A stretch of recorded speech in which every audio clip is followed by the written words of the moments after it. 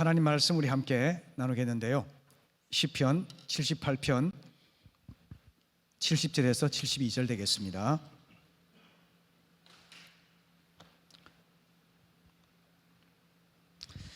우리 한 목소리로 같이 읽겠습니다. 자, 시작. 또 그의 종 다윗을 택하시되 양의 우리에서 취하시며 전양을 지키는 중에서 그를 이끌어내사 그의 백성인 야곱 그의 소유인 이스라엘을 기르게 하셨더니 이에 그가 그들을 자기 마음의 완전함으로 기르고 그의 손의 능숙함으로 그들을 지도하였도다. 아멘. 아멘.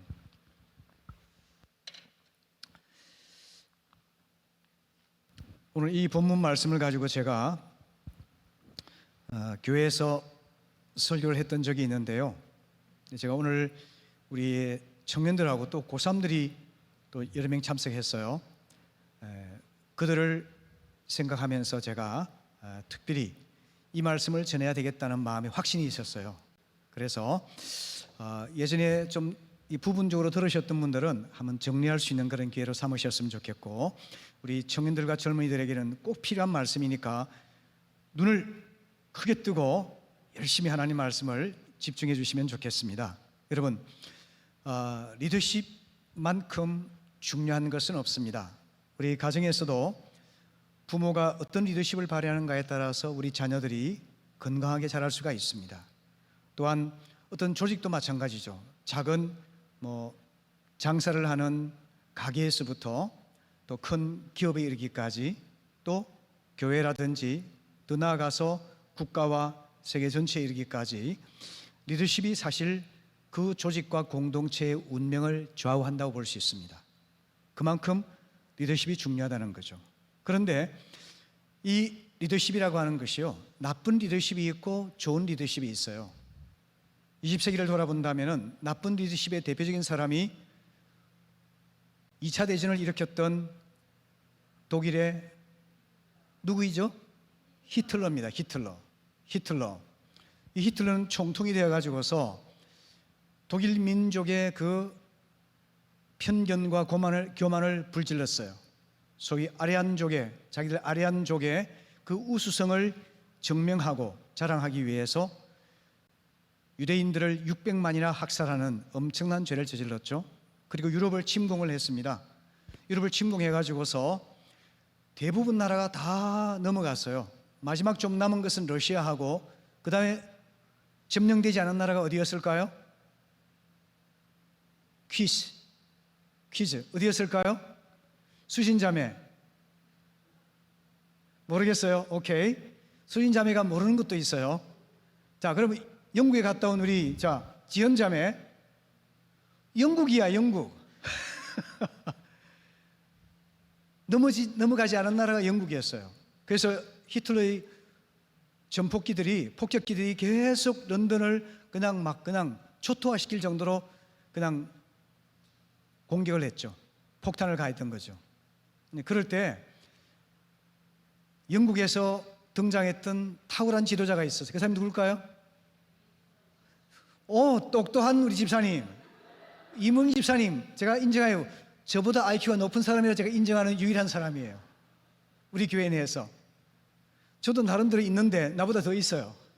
자, 그래서 히틀러의 나쁜 리더십하고 처칠의 좋은 리더십이 부딪혔어요. 그러니까 결국 누가 승리했을까요? 처칠이 이겼습니다. 처칠이 그 유명한 일화가 있죠. 독일의 폭격기들이 그냥 런던을 계속 폭탄을 퍼붓는 그 와중에 사람들이 두려워 떠는 그때 TV에 나타나가지고 담배를 탁 불고, 담배는 안 좋은 거예요. 근데 담배를 탁 끊으면 아주 태연하게, 런던 시민 여러분 안심하십시오, 아주 태연하게 이야기를 하면서 국민들을 안심시켜주고, 그리고 마침내 연합군이 역전할 수 있도록 도왔던 큰 원동력이 처칠이었죠. 그러니까 한 리더가 얼마나 중요한지를 보여주는 하나의 대표적인 역사적인 사례가 되는 겁니다. 그런데 성경은 리더의 중요성과 함께 어떤 리더십이 중요한지를 우리에게 알려주고 있어요. 자, 대표적으로 성경에 보게 되면은 인간이 세운 지도자라고 할 수 있는 사람이 있고, 하나님이 택하여 세운 지도자라고 할 수 있는 사람이 있어요. 어떤 사람이냐면은 사울과 같은 사람은 인본주의적인 지도자의 하나의 대표적인 사람이에요. 그 사람은 훌륭한 가문에서 자랐습니다. 그리고 능력이 뛰어나가지고 연전연승을 했어요. 그 사람들에 의해서 추대를 받아가지고서 리더가 되었습니다. 효성도 지곡했었고 성품도 괜찮았어요. 그리고 키도 훤칠했어요. 그러니까 모든 면에서 완벽한 지도자의 조건을 갖춘 사람이 사울이었어요. 심지어 하나님의 종인 사무엘조차도 이 사람이야말로 이스라엘을 이끌기 위해 하나님께서 택하여 세운 사람이구나라고 착각할 정도였어요. 그런데 그 마음 중심이 하나님 앞에서 올바르지 못한 것이 곧 드러나게 되었어요. 그래서 하나님께서 그를 폐하시고 다윗을 세웠잖아요. 다윗은 사울과 비교해 보게 되면요, 리더십의 조건이 훨씬 더 떨어졌어요. 다윗은 가문도 안 좋았어요. 이방인의 피가 섞여 있는 혼혈 가문이었습니다. 그리고 막내였어요. 집안도 변변치가 못했습니다. 그러니까 사울과 비교를 해본다면 다윗은 지도자가 될 만한 인간적인 배경이 전혀 없다고 볼 수 있는 사람이었죠. 그런데 사무엘이 고민을 하고 있을 때에 하나님께서 사무엘에게 말씀하셨어요. 오늘 2부 예배 때로 제가 인용했었는데, 자, 사람은 외모를 보거니와 나 여호와는 뭘 본다고요? 중심을 보느니라고. 여러분, 저 외모 보시지 마세요. 저의 중심을 보아주세요. 이거 보지 말고 중심을 보아주세요. 아멘이십니까? 아멘. 예. 사람은 외모를 봐요. 흔히 키가 얼마나 되는지, 얼마나 잘생겼는지, 학력은 어떻게 되는지, 또 얼마나 똑똑한지, IQ는 어떤지, 재산은 얼마나 많은지 등등, 이게 외모잖아요. 이런 것에 우리가 현혹되기 쉽죠. 그래서 사회가 잘못된 선택을 하고 잘못된 방향으로 나아가는 겁니다. 그런데 하나님께서는 사람의 숨은 속마음을 아시죠. 동기를 아시죠. 마음 중심을 아시기 때문에 하나님께서 다윗을 택하여 세워서 결국에는 이스라엘 백성을 이끌어가는 참된 지도자로 이끄신 걸 봅니다. 이게 보시는 게 뭐냐면, 하나님께서 보시는 참된 리더십은 뭐냐면, 군림하고 지배하고 억압하고 자기를 과시하는 그런 지도자가 아니라 섬기고 보살피고 희생하는 마음을 가진 사람이라고 하는 거죠. 그 주님께서 보여주셨잖아요. 마가복음 10장을 보시게 되면은 주님께서 이렇게 말씀하세요. 자, 이방인의 집권자들이 여러분들에게 위세를 부리고 위에서 군림하고 여러분들을 억압한다는 걸 잘 알고 있지 않느냐? 사실 그렇잖아요. 예수님 당시에 누가 지배를 하고 있었죠? 퀴즈할 필요가 있나요? 예수님 당시에 다인자매, 예수님 당시에 어느 나라가 이스라엘 지배하고 있었어요? 주여. 자, 우리 우진 형제, 로마. 모르면 그냥 로마 하면 돼. 자, 이스라엘을 식민 지배하고 있던 나라가 로마였어요.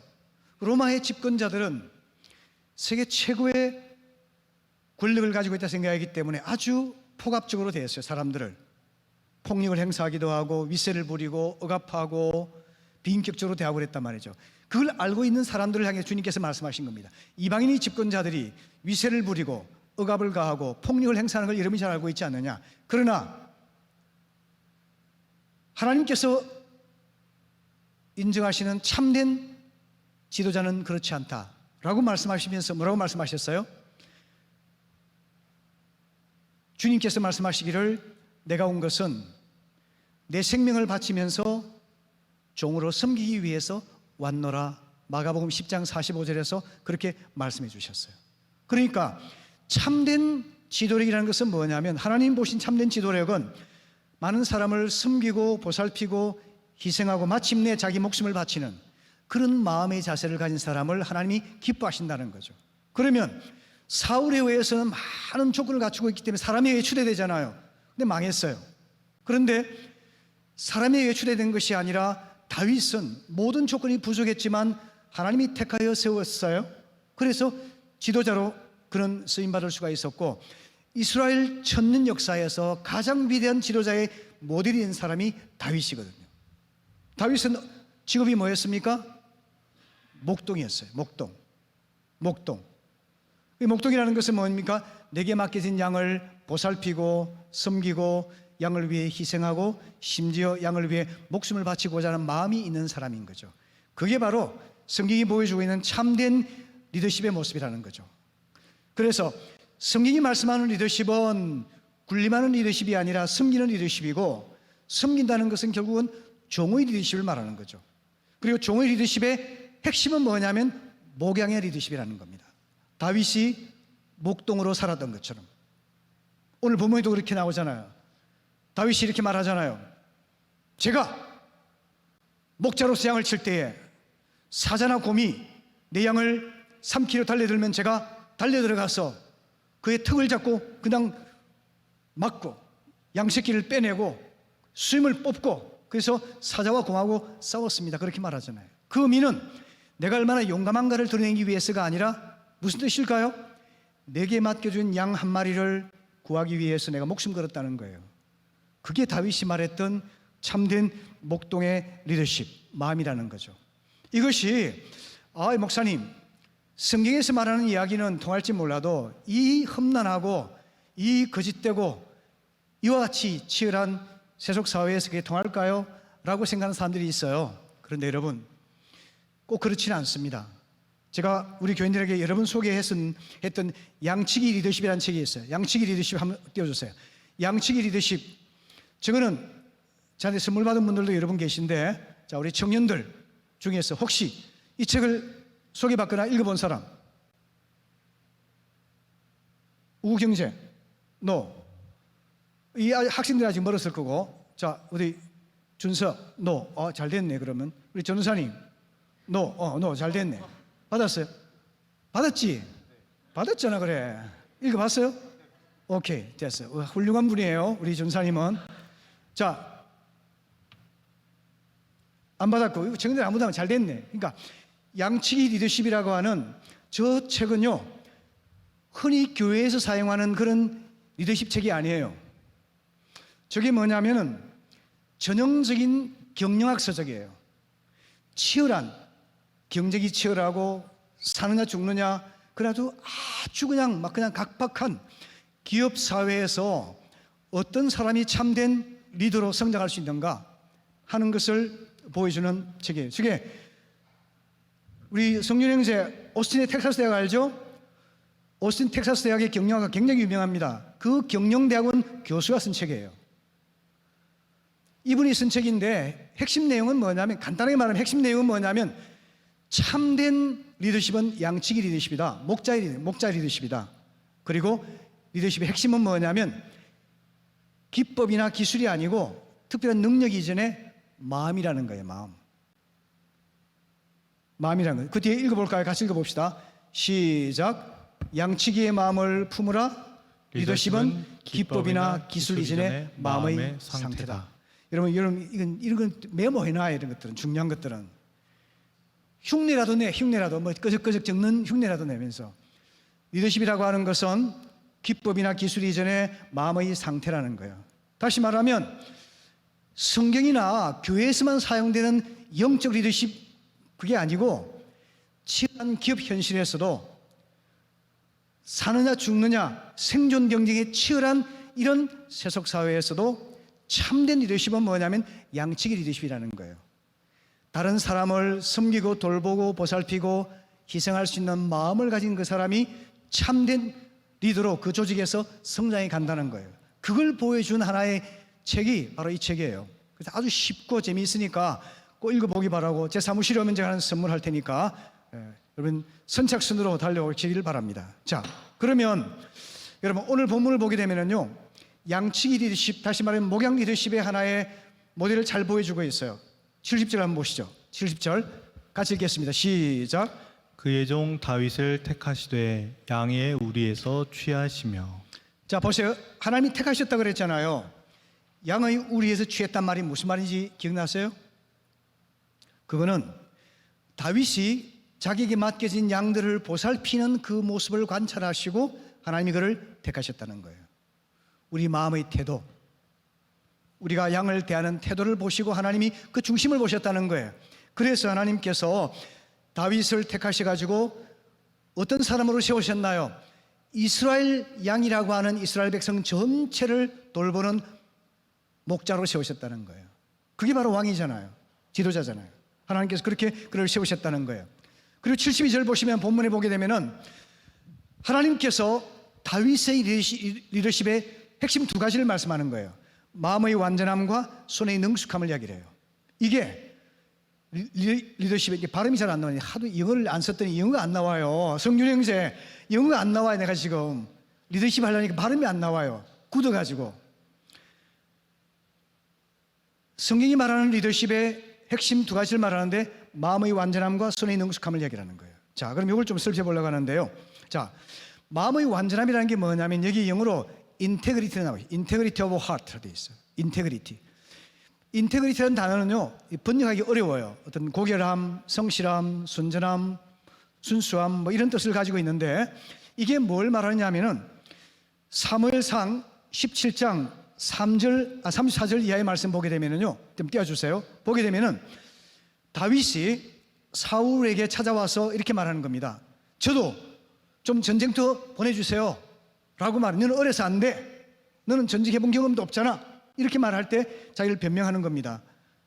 왕이시여, 제가 우리 아버지 양을 지킬 때에 사자나 곰이 와서 양떼에게 새끼를 물어가게 되면은 내가 따라가서 그것을 때리고 사자나 곰을 치고 그 다음에 입에서 새끼를 건져내었다는 거예요. 놀랍죠? 그리고 그 사자나 곰이 일어나서 나를 해하려고 오면은 내가 어떻게 하는 거예요? 수염을 잡고 그것을 쳐 죽였나이다. 이 이야기는요, 다윗이 얼마나 용감하고 힘이 좋고 싸움을 잘하는 걸 보여주는 그 말이 아니에요. 다윗이 고백하고자 하는 것은 뭡니까? 나는 양새끼 한 마리라도 지키기 위해서 사자와 곰과 싸워서 내 양새끼를 지켰다는 거예요. 목숨 걸고 싸워서 이겼다는 거예요. 내 자신이 얼마나 목자의 마음을 가진 사람인지를 고백하고 있는 중요한 내용이라는 거예요. 하나님은 다윗에게는 이 마음의 중심을 보셨던 거예요. 이걸 보았어요. 희한하죠? 사울은 전쟁에 나가 연전연승했습니다. 사람들로부터 만장일치로 추대를 받았어요. 그게 실패했어요. 그런데 사람 앞에 드러나지 않았고 그저 내게 주신 양떼를 보살피고 돌보던 이 다윗인데 사자나 곰이 와서 양 새끼를 물어가면 한 마리 없으면 어때요? 상관없잖아요. 그런데 찾아가서 입에서 양 새끼를 끄집어내고 양을 그 사자나 곰을 쳐서 물리치고 보복하러 오면은 내가 수임을 잡고 때려 죽였나이다. 이렇게 말합니다. 그가 얼마나 자기 양을 사랑했는지를 보여주는 하나의 예죠. 우리 주님께서 말씀하십니다. 나는 선한 목자라 나는 양들을 위해 목숨을 버리노라. 이게 엄청난 이야기죠. 여러분, 우리 주님께서 온 우주의 창조자이시고 주인이신 주님께서 양을 위해 목숨을 버리는 목자로서 스스로를 말씀하고 있는 거예요. 이게 보통 일이 아닙니다. 보통 일이 아니에요. 어떤 선한 목적을 위해 누구를 위해 자기 목숨을 바칠 수는 있겠죠. 그러나 아무것도 아닌 양 한 마리를 위해 자기 목숨을 바친다는 거 이 보통 일이 아니거든요. 주님께서 그렇게 하셨다는 거예요. 주님의 선한 목자이신 것처럼 우리가 내게 주신 양과 같은 사람들, 내게 맡겨진 사람들을 위해 목숨을 바치는 그런 자세로 그의 마음을 살펴주고 삶을 보살펴주고 섬기고 그를 위해 목숨 바치는 사랑으로 희생하는 그런 마음의 중심을 가진 사람이 바로 목자의 마음을 가진 사람이라는 거예요. 그게 목자의 첫 번째 자질이라는 거예요. 능력, 기술, 힘 이런 거 이전에 마음이라는 거예요. 이게 뭐냐면 달리 말하면 충성이라는 겁니다. 충성. 인테그리티 하면은 충성, 고결함, 순수함, 성실함 이렇게 번역될 수 있는 단어인데요. 그래서 여러분, 요즘 젊은이들이 얼마나 그 성공하기를 갈망해요. 우리 성준이 성공하고 싶죠? 미국에 있을 때 성공하고 싶어 있을 거예요.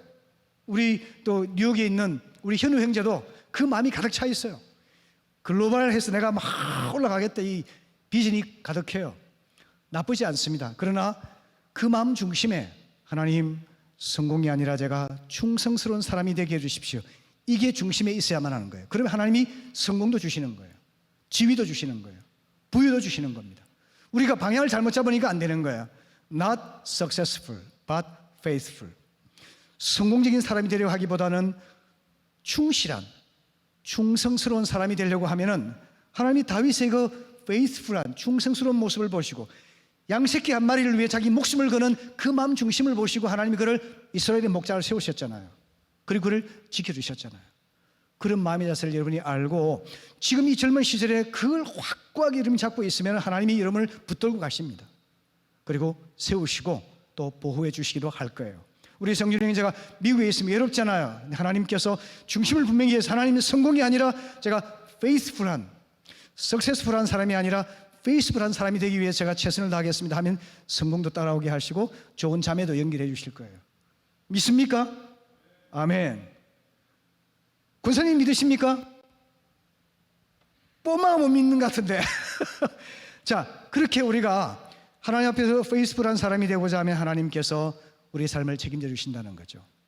이와 같이 할 때 충성이라는 것은요, 보잘것없어 보이는, 어떻게 보면 희생할 가치가 없어 보이는 한 사람을 위해 내가 희생할 때 그게 진짜 충성으로 나타난다는 거예요.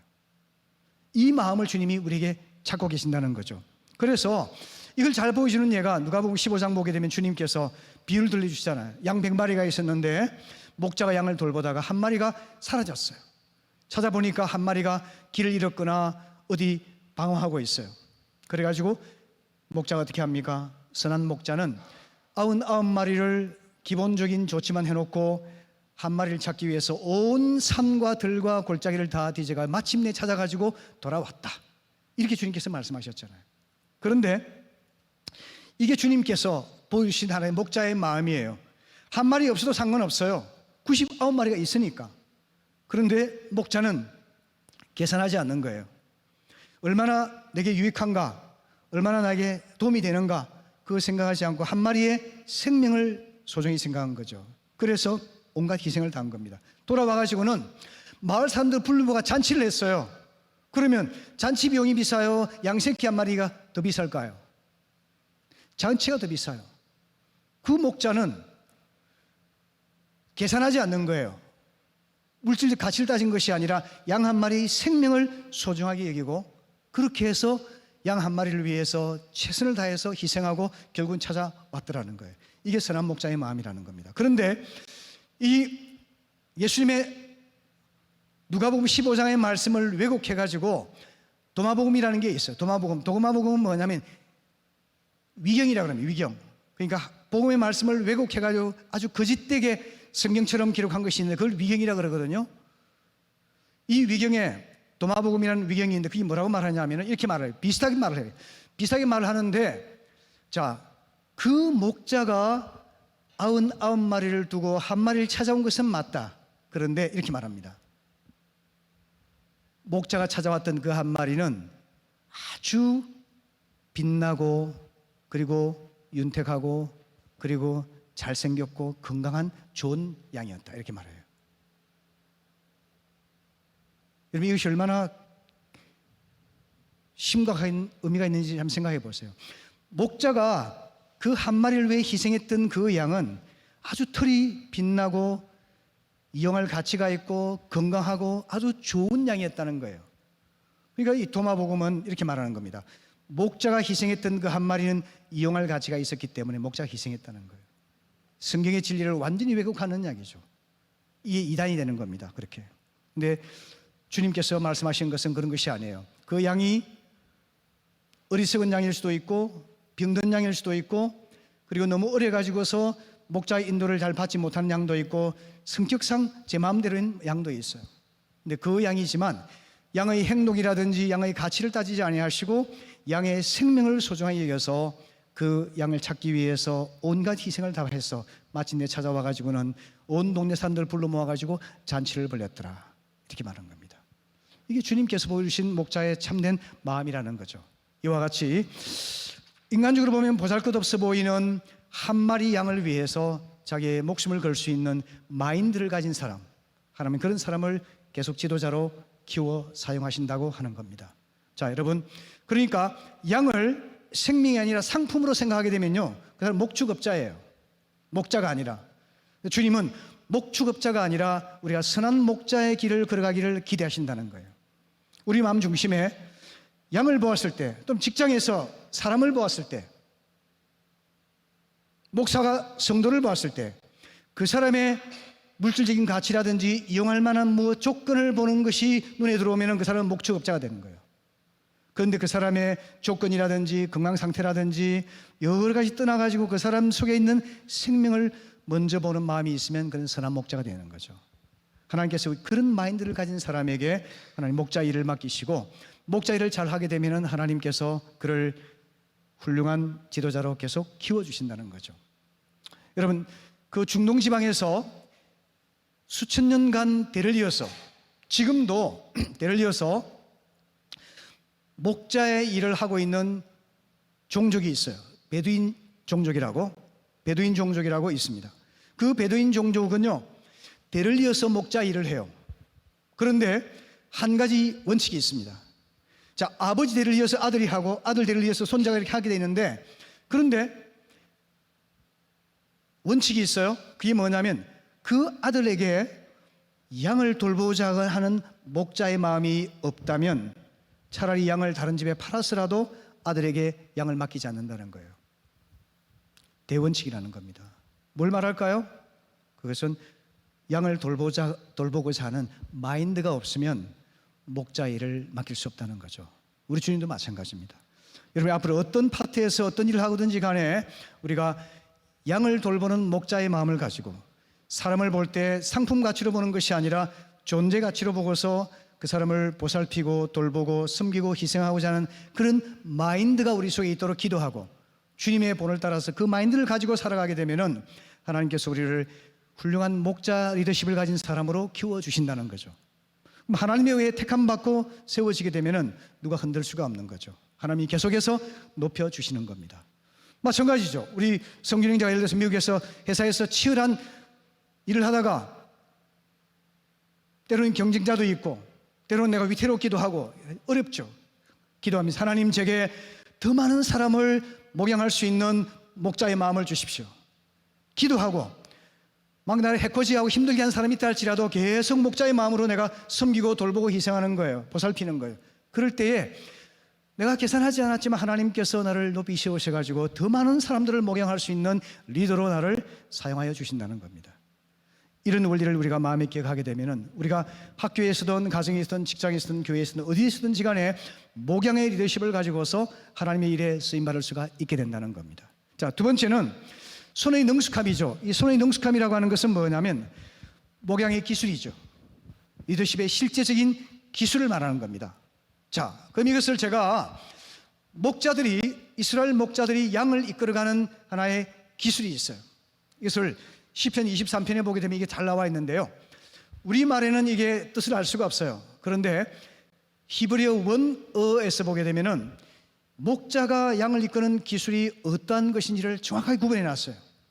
이게 세 가지가 나옵니다. 자, 그럼 따라해 볼까요? 자, 나할. 같이 좀 크게 나할.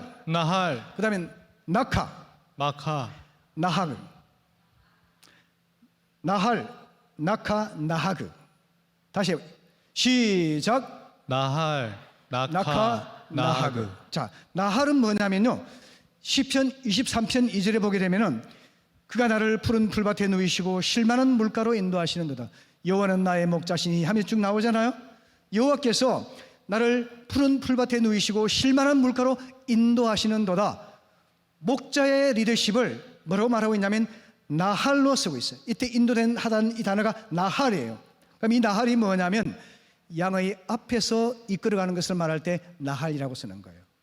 목자가 양떼를 앞서가서 혹시 위험이 없는지, 혹시 늑대나 사나운 짐승이 공격하지 않는지 미리 앞서가는 거예요. 이게 나할 리더십입니다.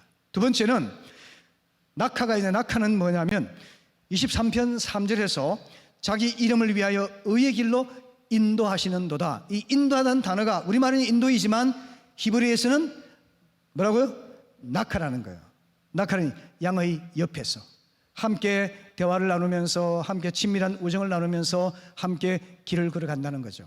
그 다음에 세 번째 나하그, 양의 뒤에 씁니다. 이거는 뭐냐면 23편 4절에 보면은 내가 사망의 음침한 골짜기를 다닐지라도 해를 두려워하지 않을 것은 주의 지팡이와 막대기가 나를 안위하시나이다. 이때 이게 뭐냐면 나하그라는 거예요. 그러니까 보세요.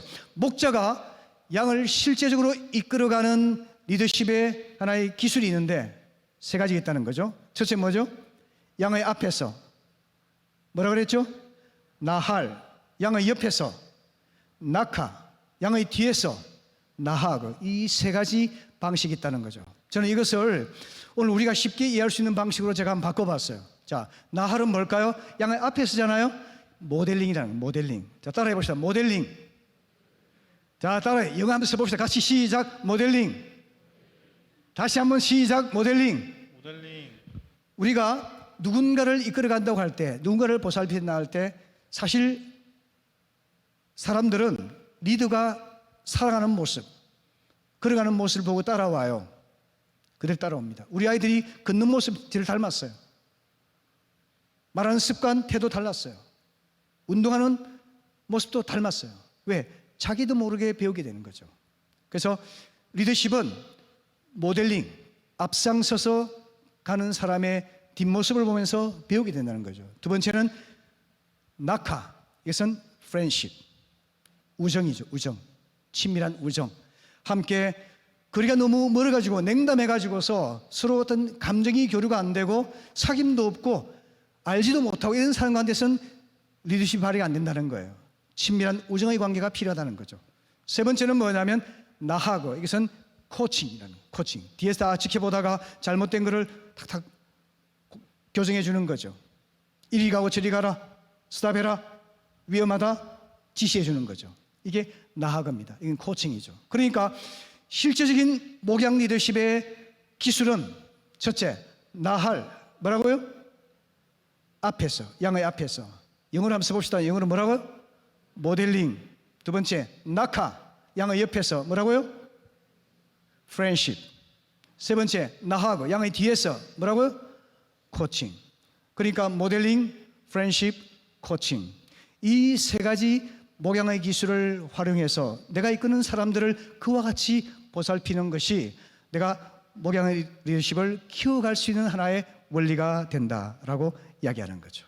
자, 말씀 마무리하겠습니다. 여러분, 주님께서 우리 모든 젊은이들이 나 이대로 살다가 죽을래, 아무 비전도 없이 꿈도 없이 열정도 없이 그냥 주어지는 대로 받아먹고 하는 큰 가축처럼 살지 아니하고 정말 야성을 가지고 꿈을 가지고 비전을 가지고 살아가려고 그러면은 하나님 제게 온 세상에 손을 펼칠 만큼 목양의 비전을 주십시오. 하나님 제게 더 많은 사람을 섬기고 보살필 수 있는 목양의 마음을 주십시오 라고 기도하면 하나님이 그 기도를 따라서 우리 길을 열어주시는 거예요. 마음, integrity of heart, 목양의 마음을 달라고 여러분 기도하시기를 바랍니다. 사람을 상품으로 보는 것이 아니라 존재로 보는 거죠. 상품 가치가 아니라 이용 가치가 아니라 존재 가치를 보면서 하나님이 사랑하셔서 이 땅에 보내주신 우주보다 귀한 존재로 보고 내가 보살피고자 하는 마음이 있으면 하나님이 계속해서 나를 목양의 리더로 키워주신다는 거죠. 두 번째는 목양의 기술. 그 기술은 나할, 나카, 나하그. 양의 앞에서 모델링, 양의 옆에서 프렌십, 양의 뒤에서 코칭. 이 원리를 잘 활용하셔서 우리 모두가 더 많은 사람들을 품고 더 많은 영역에서 하나님을 섬기고 영향을 끼칠 수 있는 지도자로 자랄 수 있게 되기를 축복합니다.